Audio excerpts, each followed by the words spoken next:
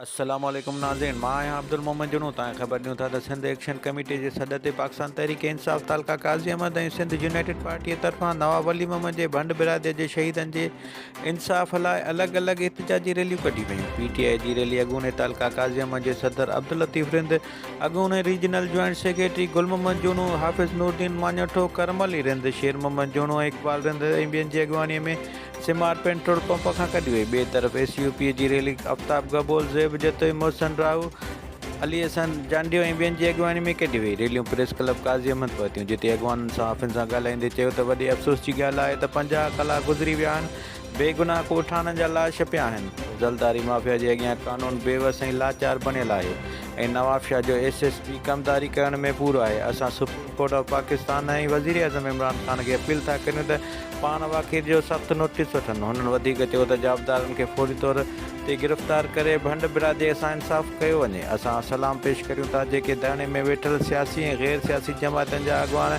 ख़ासि जस ॾियूं था सैयद ज़ैन शाह खे, जेको पहिरें ॾींहं खां शहीदनि जे वारसनि सां कुल्हो कुल्हे में मिलाए धरणे में वेठल आहे। असांजो इहो मुतालबो आहे त वारसनि जे चवण मुताबिक़ FIR दाख़िल करे जवाबदारनि खे फौरी गिरफ़्तार कयो वञे। तव्हांजे पंहिंजे स्टाफ जूना मुरे ते हर क़िस्म जो AC DC सोलर सिस्टम बारियात दस्तियाब आहे। प्रोपराइटर अरशद अली।